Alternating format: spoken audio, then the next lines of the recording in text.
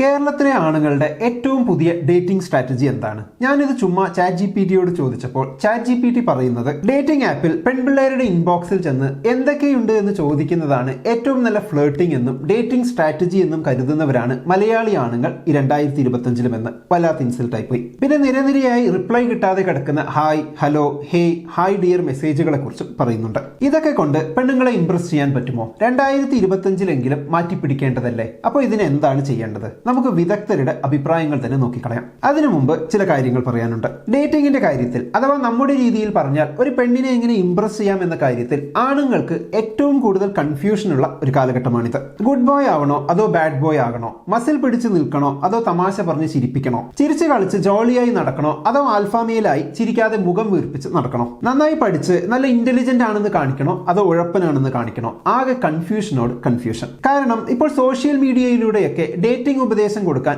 ഇഷ്ടം പോലെ ആളുണ്ട് എന്നത് തന്നെ. ഒരാൾ പറയും വല്ലാതെ അങ്ങ് നല്ലവനായാൽ പെണ്ണുങ്ങൾക്ക് ഇഷ്ടപ്പെടില്ല എന്ന്. വേറൊരാൾ പറയും ഇമോഷണലി വീക്ക് ആണെന്ന് ഒരിക്കലും കാണിക്കരുത്, അങ്ങനെയുള്ളവരെ പെണ്ണുങ്ങൾക്ക് ഇഷ്ടമല്ല എന്ന്. ആകെ മൊത്തം പരീക്ഷണം തന്നെ. എന്നാലും പൊതുവെ ഇപ്പോൾ നമ്മുടെ നാട്ടിൽ കണ്ടുവരുന്ന ആ ഒരു ഡേറ്റിംഗ് സ്ട്രാറ്റജി എന്തായിരിക്കും? എന്തുകൊണ്ടായിരിക്കും പെണ്ണുങ്ങൾ ഇപ്പോൾ ആണുങ്ങളെ വേണ്ടാന്ന് പറഞ്ഞു നടക്കുന്നത് എന്ന് കൺഫ്യൂഷൻ അടിച്ചുകൊണ്ടിരിക്കുന്ന സമയത്താണ് ഞാൻ റെഡിറ്റിൽ വെറുതെ സെർച്ച് ചെയ്ത് നോക്കിയത്. അപ്പൊ അതാ കിടക്കുന്നു ആണുങ്ങളുടെ വക ഫെല്ലോ ആണുങ്ങൾക്ക് ഡേറ്റിംഗ് ഉപദേശങ്ങൾ. അപ്പൊ ഏറ്റവും പുതിയ ഡേറ്റിംഗ് സ്ട്രാറ്റജി എന്താണ് എന്ന് ഈ ഉപദേശങ്ങളുടെ വെളിച്ചത്തിൽ നമുക്കൊന്ന് നോക്കിക്കളയാം. ഒന്നാമത്തേത്, ആണുങ്ങളെ നിങ്ങൾ വല്ലാതെ അങ്ങ് നല്ലവനാകരുത്. നല്ലവന്മാരെ ഇപ്പോൾ പെൺകുട്ടികൾക്ക് തീരെ വിലയില്ല.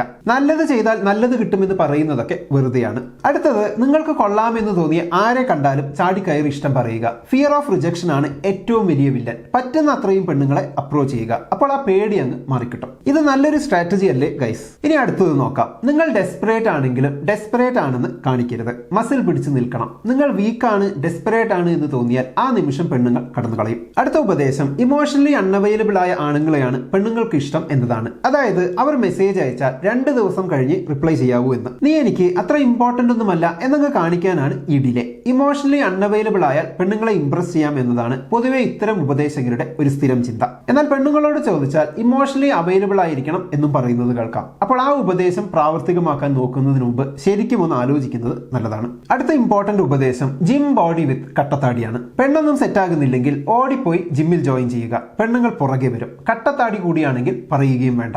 ഇത് നല്ലൊരു ഇതാണ്. പക്ഷെ ഒരു കാര്യമുണ്ട്, മസിലിനൊപ്പം personality, conversation skill, basic respect ഇതൊക്കെ കൂടി ഒന്ന് ഡെവലപ്പ് ചെയ്താൽ നന്നായിരിക്കും. അടുത്ത ഉപദേശം വളരെ നല്ല ഉപദേശമാണ്. പേഴ്സണൽ ഹൈജീൻ അഥവാ വ്യക്തി ശുചിത്വത്തെ കുറിച്ചാണ്. വൃത്തിക്കും മെനയ്ക്കുമൊക്കെ നടക്കാനാണ് ഉപദേശം. ഇനിയുള്ളത് ഒരു ഇത്തിരി കൺഫ്യൂഷൻ ഉണ്ടാക്കുന്ന ഒരു ഉപദേശമാണ്, ബി ഫൺ ആൻഡ് ഫ്ലേർട്ടി എന്ന്. അപ്പൊ നേരത്തെ ഇതേ ആളിലെ പറഞ്ഞത് മസിൽ പിടിച്ച് നിൽക്കണം, ഇമോഷൻസ് പുറത്ത് കാണിക്കരുത് എന്ന്. ഇത് രണ്ടും കൂടി ഒരാൾക്ക് എങ്ങനെ പറ്റും? ഇങ്ങനെ കൺഫ്യൂഷൻ ഉണ്ടാക്കുന്നത് കൊണ്ടാണെന്ന് തോന്നുന്നു 2025 ആണുങ്ങൾ പെണ്ണ് കിട്ടാൻ കഷ്ടപ്പെടുന്നത്. അടുത്തത്, വല്ലാണ്ട് അങ്ങ് ജഡ്ജ്മെന്റൽ ആകരുത്, വല്ലാണ്ട് കംപ്ലൈന്റ് ചെയ്യരുത്. ഓക്കെ, ഇത് രണ്ടും കൊള്ളാം. ഇനിയുള്ള ഉപദേശം, മെസ്സേജ് ചറപറ അയച്ച് വെറുപ്പിക്കരുത് എന്നതാണ്. ഒരു മെസ്സേജ് കിട്ടിയാൽ 1-2 മണിക്കൂർ വെയിറ്റ് ചെയ്തിട്ട് വേണം അങ്ങോട്ട് റിപ്ലൈ അയക്കാൻ. നമ്മൾ ബിസിയാണ് എന്ന് കാണിക്കണ്ടേ. അടുത്ത ഉപദേശം വലിയൊരു സീക്രട്ട് ആണ്. അത് കാണാൻ കൊള്ളാവുന്ന പെണ്ണുങ്ങളോട് അവർ ബുദ്ധിമതികളാണെന്നും ബുദ്ധിമതികളായ പെണ്ണുങ്ങളോട് അവർ കാണാൻ കൊള്ളാവുന്നവരാണെന്നും കോംപ്ലിമെന്റ് കൊടുക്കണം അത്ര. ഈ ഉപദേശങ്ങളൊക്കെ കണ്ടപ്പോൾ എനിക്ക് തോന്നിയ ചില കാര്യങ്ങളുണ്ട്. ഇൻസ്റ്റാഗ്രാമിൽ ചെന്ന് മെസ്സേജ് അയക്കുക, ജിം ബോഡി ഉണ്ടാക്കുക, കട്ടത്താടി വളർത്തുക,